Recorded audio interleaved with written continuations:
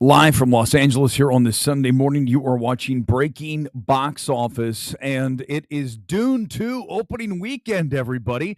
Aren't you thrilled? It's been so long since we had a really fantastic film in theaters, and I'm sorry I had to do that to you. I just had to remind you what could have been this weekend, as Dune 2 was scheduled to open this very weekend. But as you know, the actor strike continues on and on and on. Will it ever end? We'll discuss that tonight. But as such, we had one of the lowest movie going weekends of the year with this weekend, when you had Five Nights at Freddy's coming back on streaming too. So you knew it would take a big fall, and it did, because no Dune 2 meant no box office. I mean, Freddy fell 76% in weekend number 2.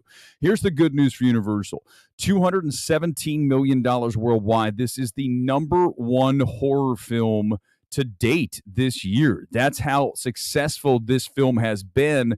But again, when you look at the situation with no other competition, it had to be number one again this weekend, because we had just a bunch of dreck come out.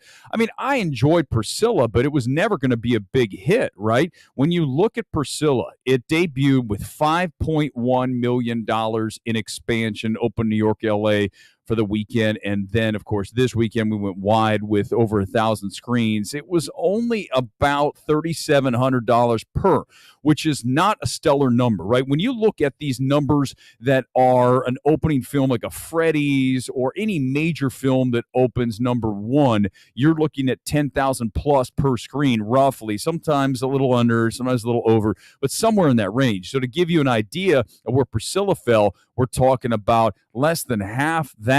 And this is a $20 million film. So this film's not going to lose A24 nearly what Beau is Afraid did, but it's also not going to be this out-of-park success that I think maybe we thought could happen based on the success of Elvis. Obviously, two totally different movies.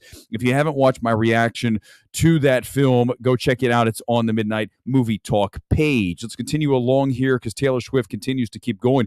Over 150 million here in the States alone. Again, beneficiary of nothing else in the theaters to really push it.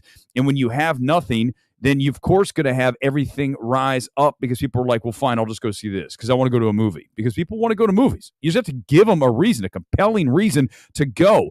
But that said, we had films like What Happens Next totally tank. $1.5 million for this thing.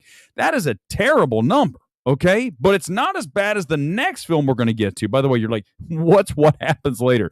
That is the return, finally, of Meg Ryan. It's been forever, right? When's the last time we had her in a big movie? Or this isn't a big movie, but just a movie at a movie theater. Was it 1997? 2001? So it's been like 20 years. And it didn't work here for her with $1.5 million from 1,500 screens. But the one that bombed even harder was The Marsh King's Daughter. Daisy Ridley, not a star on her own. She needs Star Wars. Look at what it made. 820,000 from 100, make that 1,055 venues. That translates to $777 per screen. That's so bad. I mean, you talk about bombing. But here's the thing, right? I assume The Marsh King's Daughter is based on a book. That's a terrible title. Like, as soon as you hear that title, I don't want to see that movie. I didn't want to see it as soon as I saw it come on the screen. The trailer looks okay. And then it's like, The Marsh King's Daughter. I'm like, that's it. It's going to bomb. And look what happened. It did. Let's do the top 10. Let me pop it up here, and we will show you where we're at. Again, really suffering from the lack of Dune 2 this weekend. I'm so sorry to do that to you. I put it in the thumb. I put it all over the place just to get a rise out of you. Not going to lie. All right, Five Nights at Freddy's, number one, $113 million stateside, and that is minus 76 this weekend, which is a huge number. But again, streaming, come on. By the way, I read one of the trades was like, an expert says that the reason the film fell so hard in the second weekend is it was on streaming. I love experts that point out obvious shit like that. Thank you. Can I please be labeled an expert? Well, I mean, I am. Even if the trades won't label me as such, I am. Okay. Here comes Taylor Swift. As I said, she is still there at $165 million stateside alone. Another 13 and a half this weekend. Killers of the Flower Moon held finally well, right? Last weekend we had that big 60+% drop, right? Bad. This weekend, thanks to nothing, thanks to Apple not dropping it on streaming, it held at minus 25%. That's what I wanted to see the second weekend. Not minus 25, but minus 45. And then minus 25. Instead, we got that huge drop. This film's only at $52 million stateside. It does have the overseas cash. I got to look at that right now. I don't have it in front of me. But I can tell you this. It's still not going to make Apple money. It's a $200 million film, right? So the reason they made the film very obvious, everyone knows it, they want to get a whole bunch of Oscar nominations and or wins. For those of you who don't know, or somehow you forgot, but I don't blame you, because the movie is forgettable. No one is talking about Coda nearly 2 years after it won Best Picture, but Apple already has a Best Picture. Coda. That is a laughable Best Picture. That is the worst. That's the most embarrassing Best Picture to ever win at the Oscars, followed by Everything Everywhere for the 1-2 toxic punch of the worst Best Pictures back-to-back in the history of the Oscars. There's not even a competition. No, zero. Priscilla there at 5.3 total after that New York, LA, and then, of course, the expansion this weekend at 5.1.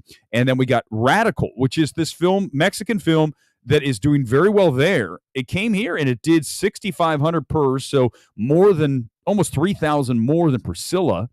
And I've heard very good things about it. It's got the guy from Coda in it. I want to see it. I will see it at some point here in the next week or two. Exorcist Believer is at number 6. It has $63 million. If you miss my best horror films of the year, it's my best horror film of the year. I can't believe I'm telling you that, because I hated Halloween Ends. I wanted David Gordon Green, persona non grata forever in Hollywood, and yet I really think that's a strong film. After Death, faith-based film at $9 million. That's going to turn a profit for them. Angel Studios, Paw Patrol still there because there's nothing for the kids to see. $62 million there. What Happens Later, 1.5. It's $1,000 per screen. That is not a good number. Not as terrible as The Marsh King's Daughter, though, which doesn't even make the top 10. That's how bad that thing bombed. Now, tonight on MMT, it's the Sunday Evening Spectacular, and we are going to talk about Marvel. We are going to talk about, is the MCU dead? I know that sounds a little excessive. I get it, but we need to discuss Marvel in turmoil.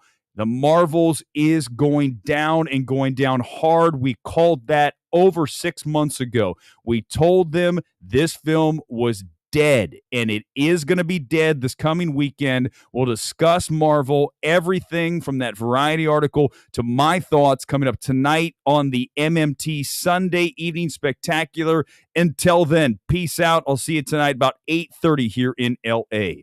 I'm out.